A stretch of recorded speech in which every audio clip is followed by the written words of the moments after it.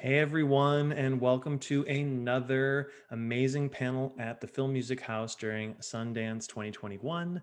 My name is Chandler. I'm very happy to have you all here. This is the last day of the festival, but we are closing out strong with an incredible panel hosted by Erin Collins of SESAC. Please join me, Erin. Hi, Chandler. Hi, Hi. everyone. Thanks for having us. My name's Erin Collins. I'm the VP of Film and TV at SESAC. My job is to work with composers all day, every day, which is a lot of fun. And today we have three amazing composers to talk about what it's like to work in docs and other independent films. Please welcome Christophe Beck. There he is. Hi, Erin. Hi, Chandler. Hey, Chris. Chris hails from Canada, and he's a graduate of Yale and the film scoring program at USC. He's composed music for tons of great projects, including WandaVision, a few Marvel films, the acclaimed documentaries Red Army and Waiting for Superman, and a little film called Frozen. Welcome, Chris. Great to be here. Thanks. Next, we have Jongnic Bontemps. Hello. Hello. JB is from Brooklyn and, like Chris, also went through Yale and the USC film scoring program. He has scored dozens of features, documentaries, shorts, and video games, including the acclaimed documentary United Skates. That's the music you heard while you were waiting. Also the feature film Creed 2 and the Netflix documentary Murder to Mercy. His styles range from orchestral to hip hop and everything in between. Please welcome JB. Hello. AKA, I call myself a Black Little Chris because I followed in his footsteps. Next, we have Tony Morales. Hey, Tony. Hello.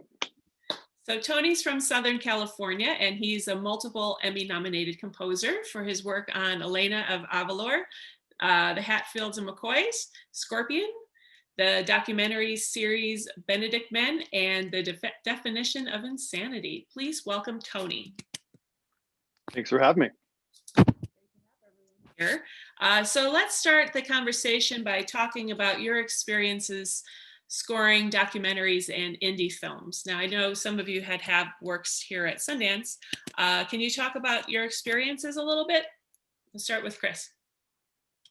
Yeah, sure. I have scored 3 full-length documentaries among many other narrative films, and for me, the most interesting difference between scoring a documentary and a narrative film is that I feel a responsibility to tread a little bit lightly in terms of how I deploy my musical storytelling superpowers. I really do feel like music in a film is so can affect the way an audience perceives it so profoundly that sometimes I do feel like we composers are musical superheroes in a way. That the tiniest change in the way the music plays a scene can affect how the story is told. And when you're working on a narrative film, I feel like it's your job as a composer to be manipulative. You don't want to necessarily call attention to that manipulation. Otherwise, it leaves audiences feeling a little cold. But it is still your job to decide what story it is you want to tell. Obviously, that's in close collaboration with the filmmakers. And then really go for it musically. When you're scoring a documentary, I feel because it is not fiction, because it is, ostensibly meant to tell a real story about real people in our world, there's a responsibility to tread a little more carefully musically. So as a result, I feel that, in my experience anyway, working on documentaries, I have to be a little bit more restrained. Just from an emotional standpoint, from a storytelling standpoint, than I normally would be otherwise. Yeah, I mean, I totally have to piggyback off of what Chris says and agree. because many documentaries are dealing with this thing called truth. And maybe it's the truth told through a particular lens of a filmmaker, but still at the end of the day, they're putting out a truth or a realism out there into the world. And they want people to resonate or really feel that they're telling the truth.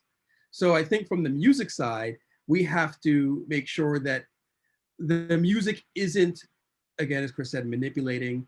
It's not, it's keeping the story real, keeping the story connected, and keeping it in this idea that this is our world and that there's some truth to this, and we're not, adding any sort of hyperbole to what's being said.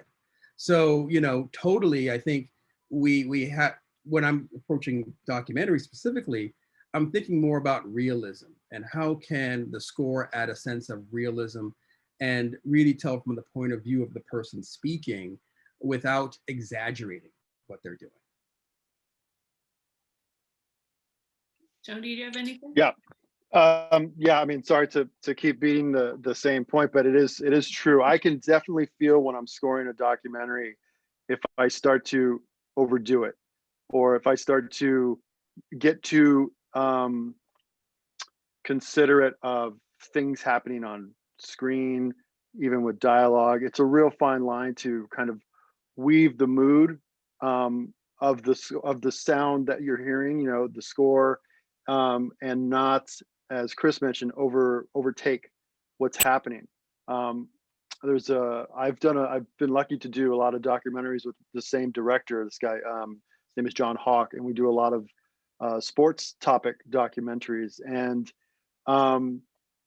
he really taught me a lot about balancing that fine line of setting the tone, supporting, but not overtaking things, and definitely reserving the music from not letting what's on camera do what it does and tell its story, and with the characters and the storyline and all that. So yeah, same.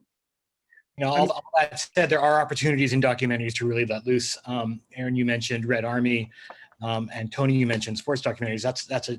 That is a film about the Russian hockey teams of the 70s and 80s, and they were an unstoppable, dominant force in the sport. And there were a lot of scenes of them just mowing down their opponents on the ice, and that was an opportunity to really underscore that. And of course, they're basically the Terminator. So there are opportunities in documentaries where you can really let loose musically and really go for it. But generally speaking, it's a more restrained approach. Also, I think due to the fact that they tend to have a lot of talking heads. There's a lot of people in documentaries just telling stories as opposed to showing stories, and that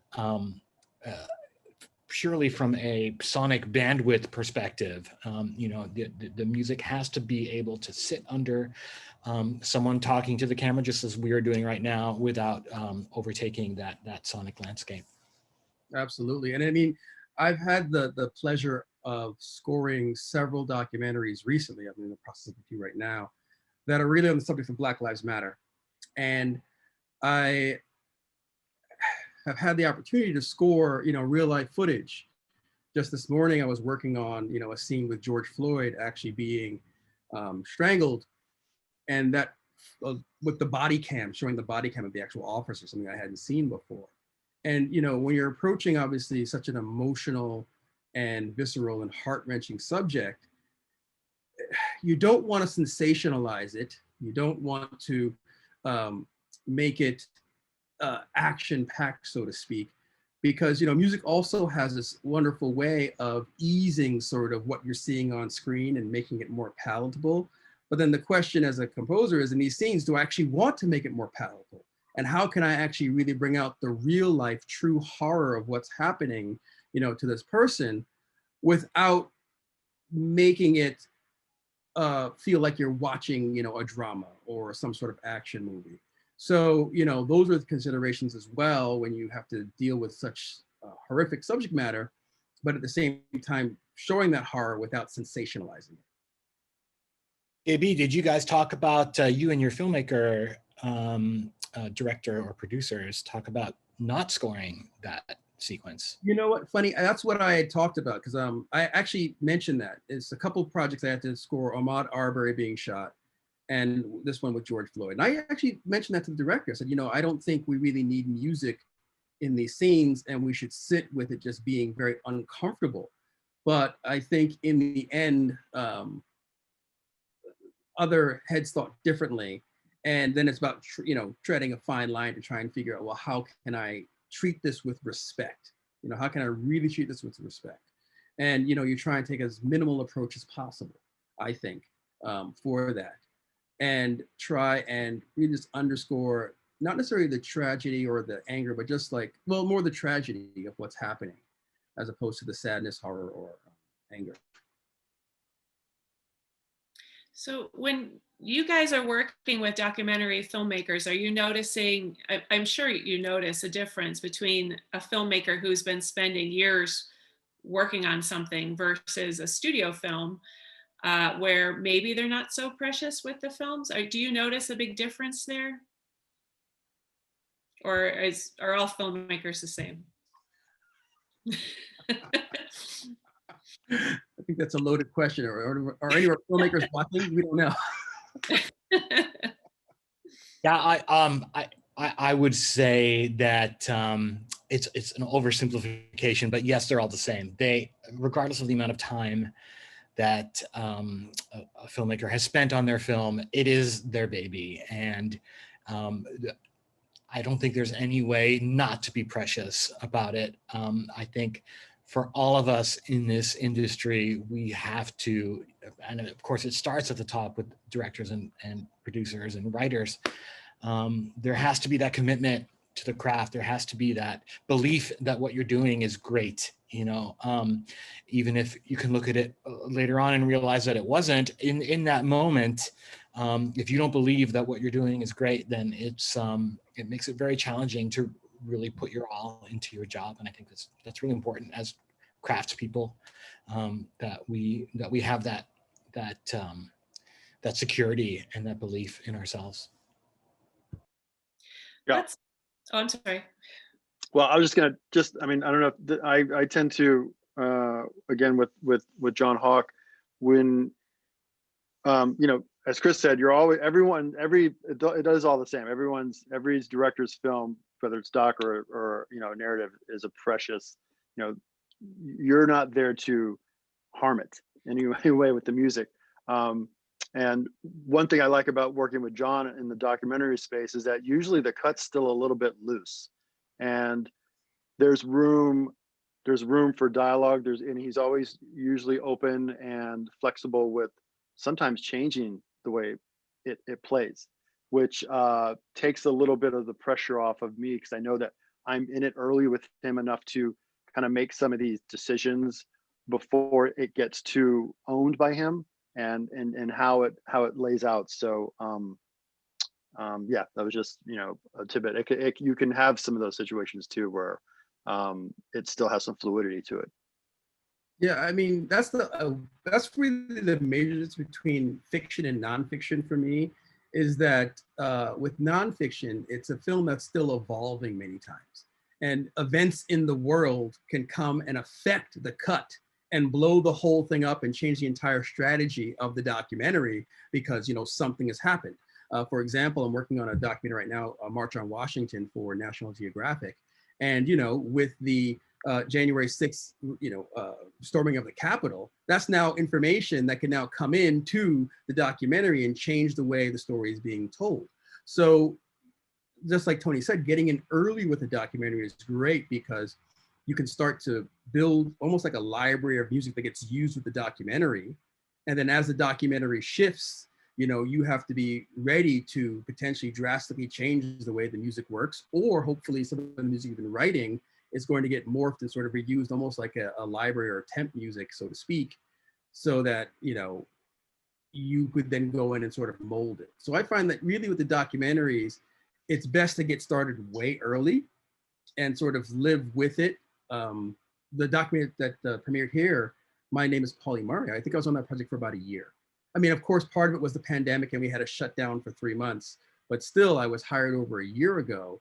And before there was even a cut, We just had some sequences. I was already writing music based off of ideas and themes that we had discussed with the filmmaking team. And that then became the temp of the film. And it really had a great way of influencing the picture. And then when I saw how the music was being put to picture, that influenced how I then changed the music. And they all sort of grew up together. So that this way, by the time the picture was done, the music and the picture were like married and they couldn't be separated. So I'm going to move on now to how we can incorporate new musical voices and different styles into some of the films that you work on. All three of you are well versed in a variety of genres, but still a lot of things come up sounding the same, I find, in films. And for me, I think the most exciting music is coming out of the game world, where they are more experimental with sounds and styles. Do you think that there's a trend now with, you know, this push for diversity? Do you think that there's more room now to encourage new musical voices? I do. I'll just jump in. I mean, I think it's. I'm getting the energy that it's starting to turn. I don't, you know, there's ways to go, but the attention is coming, and you know, and hopefully, yes, that's going to bring in a lot of fresh new voices. You know, part of the thing, as you mentioned, about things kind of becoming homogenous, you know, sounding the same in various studios. I mean, a lot of that also comes. It's complex because it gets down to also what is the creative being asked to do? What are they allowed to do once they get to a phase, if they try something new? And, you know, if it's a studio film or an independent film or a television show or whatever, there's a lot of input on that. And risk is always welcomed by, you know, any composer or whoever's, you know, being hired to try things new. But there is also a little bit of a balance between that and then what someone involved may say, oh, can we get it a little bit more like this? And then it seems to, you know, get tugged. It's like a bit of a tug of war. So, you know, it's exciting that there is lots of great music out there, and there's lots of great new talent, and that is starting to make its way around. So it's you know, it's exciting time. So I have a story to share. When I first came to LA 10 years ago, I had a chance to, you know, meet my composer crush, who was actually here, Christophe Beck, at Yale alumni event. And it was an event that was for producers and composers and actors. So really, I was the only composer sort of geek there at the audience. So I had a chance to like grab Chris at the end of it because, you know, everybody wanted to talk to the actors and the producers and this and that. And I was like, okay, I see, Chris, I'm finally gonna make this introduction. And, you know, since we had a shared background, Yale and USC, we sort of hit it off right away. And at the end of our conversation, Chris said to me, you know, JB, welcome to LA, but you're gonna have two situations or two challenges that you're gonna have to surmount. And he said, first of all is, you know, you're old, because at this point it was a second career for me.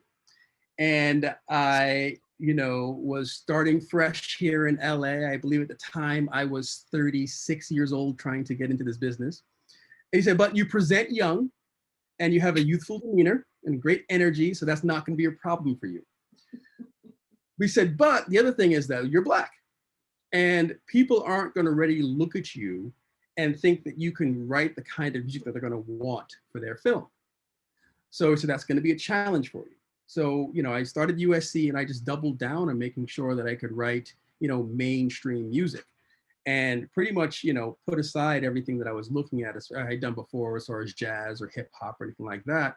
I put that all aside and just focused on mainstream, you know, orchestral styles of music. And my portfolio by the time I came out of USC was, you know, full of that kind of style. I didn't get any of those jobs though. The jobs that I was getting was for the, you know, more urban projects where, you know, they were looking for this or for that. And, you know, they looked at me and thought that I could write that kind of music. I was a little rusty at that point in time. So I actually had to go back and relearn But what came out of it was a very, my style, which is really a combination of taking these urban styles of jazz, hip hop, R&B, and making them cinematic, adding sort of the traditional orchestra sound to it and teasing it out so that it works and tells a story dramatically. And you know what? That is actually being very receptive right now, because one of the things I think people are looking for is, as we understand and respect the differences in our culture, the differences in our heritage and our background, people want all parts of the film to reflect the stories and the people that are on screen, right? And when you are in certain environments, they want everything to feel that way and be authentic, and not just sort of someone's lens or view from the outside trying to make it that way, but people who lived it, experienced it, or know those cultures, those environments, those people, they want it to feel authentic. And that's where I'm finding a lot more traction today, is that desire to bring authentic diversity to the screen. And also my perspective of how, I think about these concepts. And I think that's also one of the reasons why, looking at this past 6 months, I think I'm scoring like 8 projects around Black Lives Matter, not just because of the music, but because of my perspective and the way I think about these things. And what I want to say musically, because it is very meaningful to me.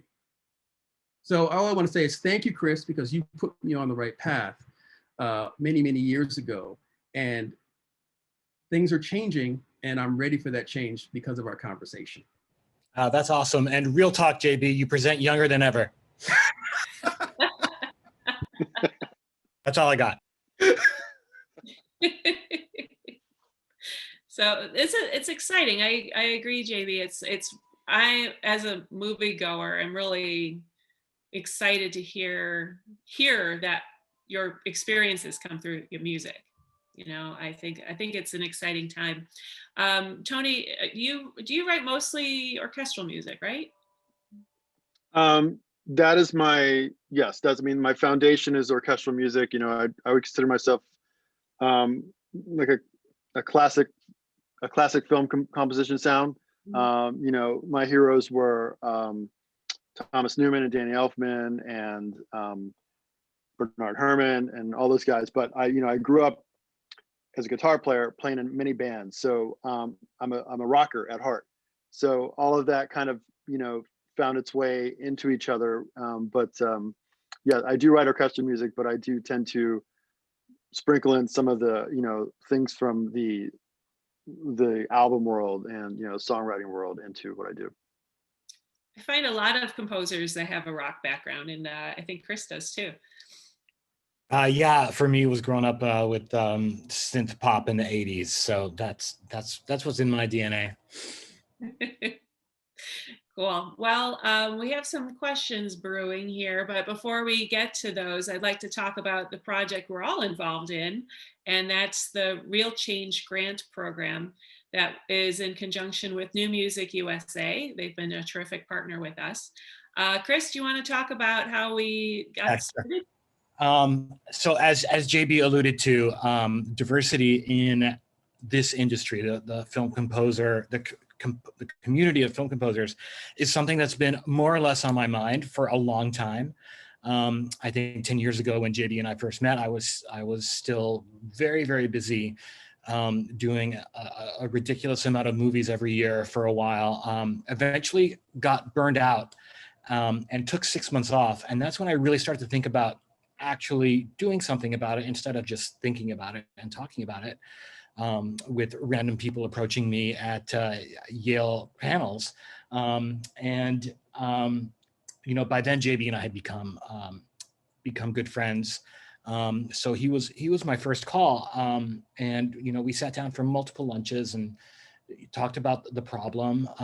At the time, this was 3 or 4 years ago, there's still so much work to do, but there has been a really encouraging improvement, at least in awareness of the problem, if not in actually solving it. And it's not even necessarily a solvable problem. It's just something we can continue to be aware of and work on. But 3 or 4 years ago, it was even worse.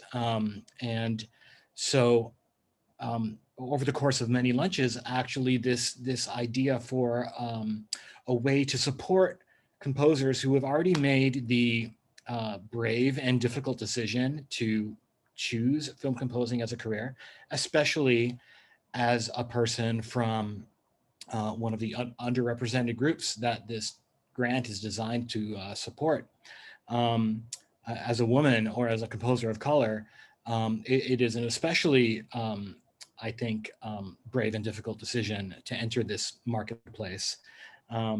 You know, that we came up with the idea of supporting these composers who've already made that decision and who already have achieved a modicum of success in their careers. They have a few projects under their belt, and maybe they're starting to come up against that glass ceiling, you know, that same glass ceiling that maybe JB came up against, you know, having put all this effort into learning, you know, quote unquote mainstream styles of music, only to find that he was mostly being considered for projects with largely African-American casts, for example. You know, how we can support them to move past that. So that's what this grant program is designed to do. If you as a young composer have a bit of professional experience and have an exciting project that doesn't pay very well, where they expect you to pay for all the recording and musician expenses, which is very common in the low budget world. You know, we can come in and help pay for a couple days with an orchestra, or we can help out with some software, or if the money is really bad and there isn't even enough to pay a composer really a living wage for 3 months, you know, we can help with that. It's a kind of flexible design of how the budget is going to be used. We consider each project individually, and you know, we try to just give a leg up to the composers who are in that position where they're at a crucial point in their career, and they maybe have a shot at taking a pretty significant leap forward with an exciting project. You know, we can hopefully with this program we can help them do that. That's great. I think we're not quite ready to announce publicly our award winners, but we have 2 grant recipients in the works, so we'll be talking about them shortly. If you are looking for more information about the Real Change grant program, you can go to newmusicusa.org, and I'll type that in the comments, or maybe one of you guys can type that in the comments, newmusicusa.org. I'm going to get to some questions. Like, just before you do that, Erin, Yeah. I just want to follow up on what you said. Okay. Because there's, you know, as someone who's, I have the youngest career out of all of these august gentlemen that I'm with today. And, you know, as someone, you know, fresh off of sort of making a step in a career, it's important that when you consider the grant, that you look at the project that you're applying for. And make sure that the project, because when you apply for the grant, you're applying not only for yourself as a wonderful composer and music maker, but also with a particular project. So the project that you apply with, make sure this is a project that's going to work for you. And what are the things that mean it's going to work for you to help you get to the next level? Objective things to think about. Has the film gotten into a major film festival like Sundance or Tribeca or South by Southwest? So it's going to have a guaranteed audience. And maybe now you need to finish it, because it happens many times. This is, I think, my 3rd film at Sundance this year. And it's always, you find out you're in Sundance and then you got to finish the film. So perfect time for you to apply for this grant while you're trying to finish the film in that last few months. Or there's a major star attached, either as an actor or as an executive producer. So that this way people are like, oh, I love Tandy Newton, so I'm going to watch this thing because I love Tandy Newton. Or, you know, there's a filmmaker that's won an award, or the script has won an award. There needs to be something attached to this film that's really going to give it a chance to be seen, especially with the fact that there's so many things that are being made right now, and we're just overloaded with so much content. Why do you, as the composer, want to bet your grant on this film for your chance to be heard? So it's not necessarily about you love it or you love the filmmakers. You got to be really objective and say, is this the thing I want to bet the farm on? Because you get one shot. And to add to that, and just underline what JB is saying, you want it to be seen because the visibility is important, because that is what will help catapult the next steps. And if it's not seen, as JB has once said, maybe I'm not quoting you right, but he's like, if it hasn't been seen, it never happened.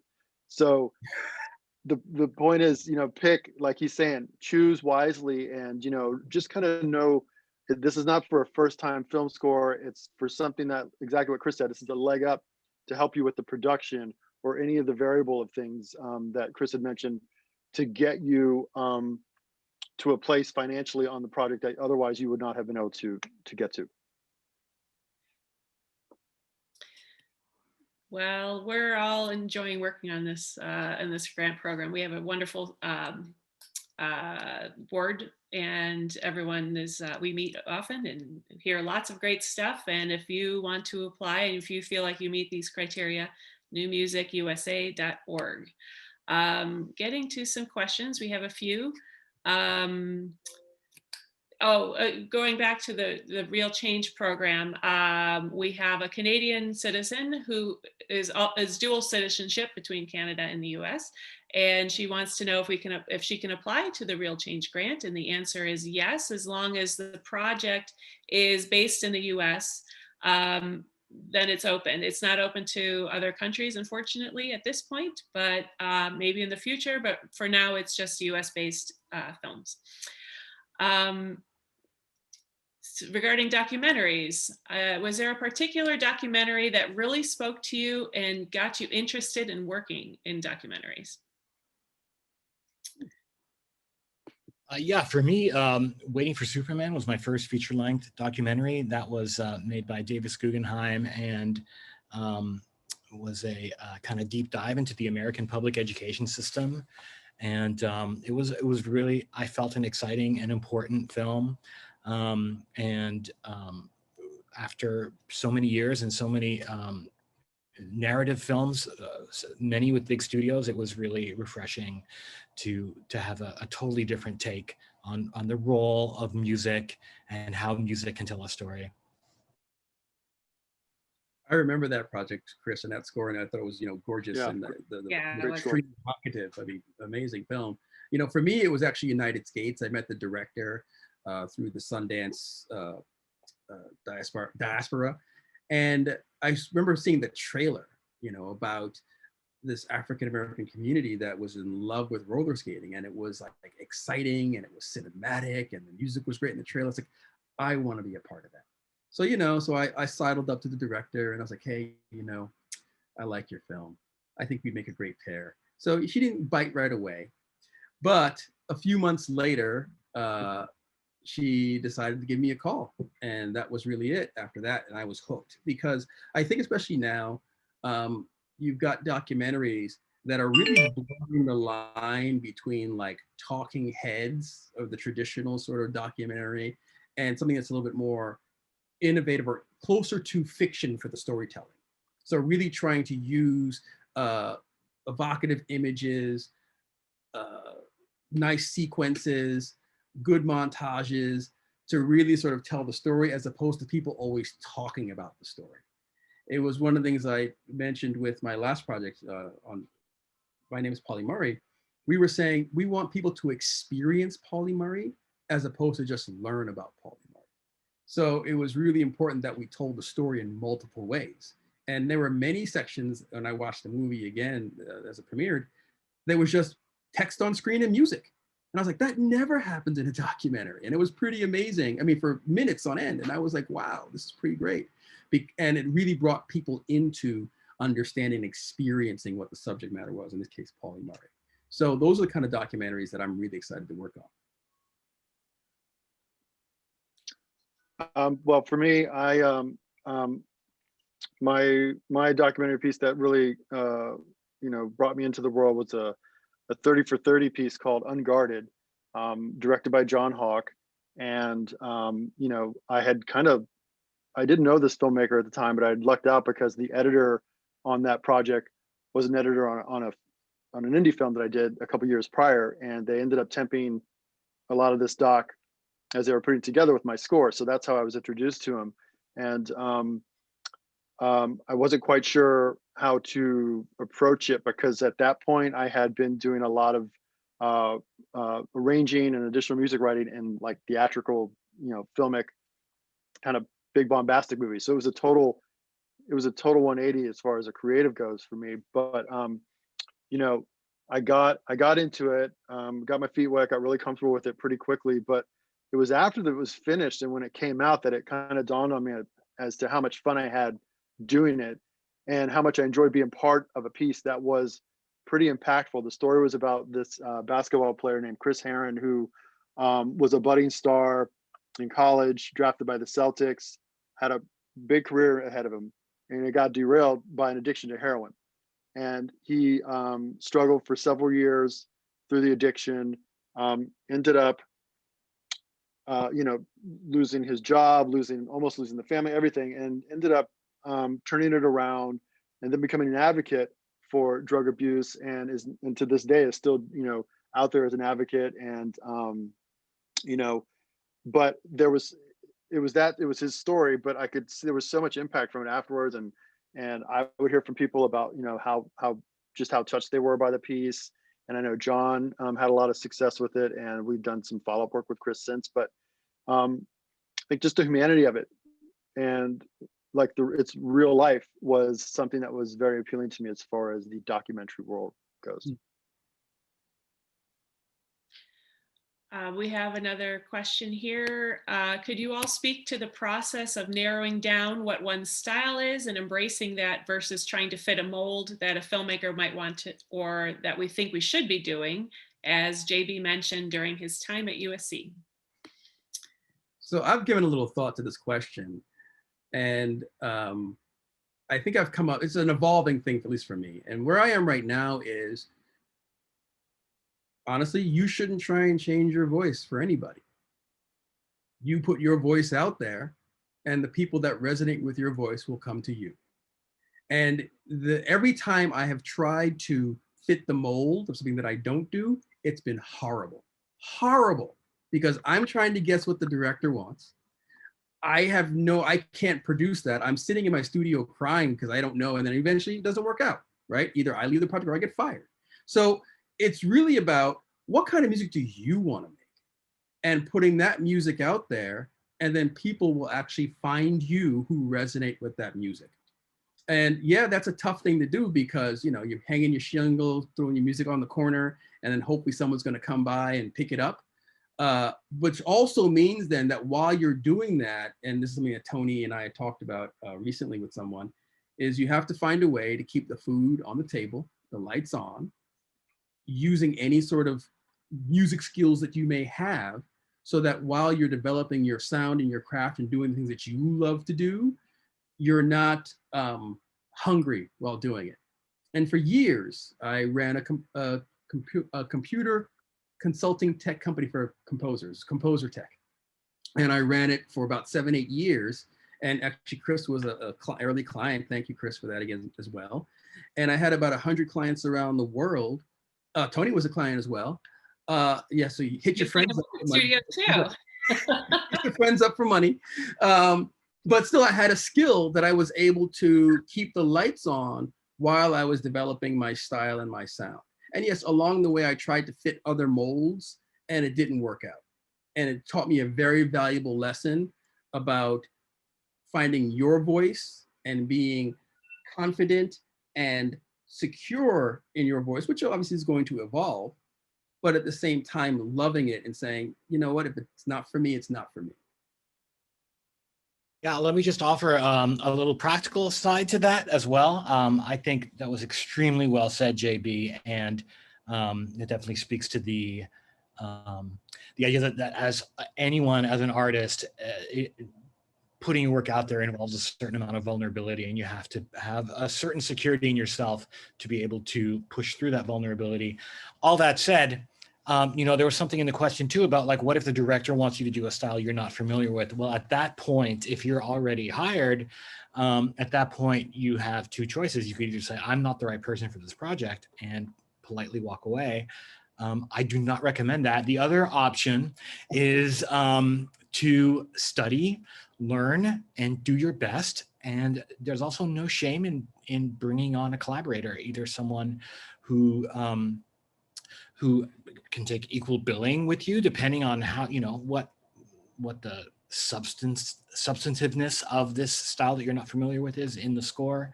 It could be a 50-50 collaboration. It could be someone you bring on that works for you. It also depends on the budget, how much you can pay the person. All those factors are in play, but there is a practical side to the answer to that question as well. Yeah, I think just saying what Chris said was very smart, because you're always learning, even if you when you do find your voice and what you what you can bring to the table, you're still gonna at some point feel like, is this it? I mean, I can do better. I can keep going. There's got to be a higher ceiling to get to, and part of that is managing situations, like Chris just said. So let's say you get hired from a director and you don't know, you're not quite sure. Well, I mean, I think the first creative thing would be how can I figure out how to do this feeling authentic and not like I'm just trying to fake it to get through. And part of that is, if you can't see it inside you, look outside, look for friends that you have that may know that. If you feel comfortable producing a situation that you could co-collab with, co-manage with, and get to the end result. And at the end of it, I guarantee you'll have discovered something about yourself through that process of a voice that you didn't know you had, or you'll learn something different. You can bring something to that and maybe kind of make it a little bit of yours as well. So it's a process. And this is fresh on my mind too, because those of you who are watching WandaVision know that one of the big conceits of the show is that each week there's a different decade of sitcom. And, my job was to provide as authentic a score as possible. Do I know how to write 50s sitcom music? No. Do I know someone who can? Yes. So shout out to Alex Kovacs, who came in and did those first few weeks of all that old-timey sitcom stuff. Of course, with my input and supervision, but that was a situation where it just made sense to bring someone in who's a specialist. And just the last thing on this one, when you do something like that, you're a problem solver, because at the end of the day, you're getting paid to solve the problem of music. And that's your job as the head of this department. Because think about it, you are the head of a department. And they come with you with a problem, you have to solve it. And part of that means outsourcing a piece of that to someone else and collaborating with somebody. That is your problem to deal with, not the directors, not the producers. And you need to own and solve that problem. And I've collaborated with many people. Thank God I went to USC, and I have 19 other classmates who are amazing in other styles. And I call on them, all the time to help me out with stuff, because I'm solving a problem and delivering a product that the filmmaker team loves. We have a little, I'm sorry, Tony, did you want to add to that? No, okay. Nope. We have a couple minutes left. I'm going to try to get through a few more questions. There's a Real Change Program question. What's the usual timeline for the grant between application to selection to disbursement? Around 2 to 4 weeks. Yep. Okay, question. So there's a couple questions here that are similar, so let's combine them. What's the best piece of advice you can offer a composer trying to make it in the film industry? And someone's asking about assistance. So any thoughts on this? Well, I think it's a two-pronged approach. One, you have to be building your clientele of filmmakers that are going to hire you. And guess when that starts? That starts usually in film school, or your roommate, or the guy down the hallway who's got a camera, whatever it is, right? You're going to start to work with these people, and hopefully you work with enough people that some of them will rise and bring you with them because you were there from the beginning. Now, that's not going to put food on the table. It is not. You will maybe get $50 or a pizza, for maybe scoring a short film. So the second prong of that is finding a way to make some money that's hopefully connected to this career. What musical skills or technical skills do you have that you can be an asset to somebody else, right? And make that money while you're still building this career. Because, you know, I've watched a bunch of assistants, and, you know, I've seen people work for someone like, and then they spend all these years working with someone, and then they want to go out on their own, and then they haven't really built that clientele of directors and filmmakers who will actually then hire them, right? So it becomes, then they got to start all over again to try and build that clientele. So you really be working on both things at the same time. And eventually, I've seen the successful assistants, eventually they have enough of their own work that they then have to then leave the nest. Now, is that a lot of management? Absolutely. Is it a long nights? Absolutely. No weekends? Absolutely. But that's what this industry requires when you first get started. Actually, even when you're still doing it. Give me a break. I'll be working until 12 o'clock tonight on various stuff after this panel. So yes, you got to love it. And you got to work, you know, twice as hard. I'll just jump in quickly. Just two things as far as you got to love it. My advice is you really got to love it. You got to know you love creating and you can't do anything else, because in short, it's a very tough career to break into and to stay in the game in. So if you don't love it, it's just with anything in life, it's hard to get past the hurdles. Two, I think if you do have something to offer in an assistant role and can be an assistant, it's a great way to get in and get a leg up and to get an inside track on how the industry works if you don't know already how it works. Grooming happens, and you can, you know, look at composers that you are interested in what they do, and you know, align yourself with who you want to learn from if that's something you're considering. Because I can tell you, as JB said, I've seen a lot of assistants of composers become composers themselves eventually, when the time's right and when they're ready to move on. And you know, it's relationships. So as a composer's assistant, you're starting a great spot to building relationships in that world.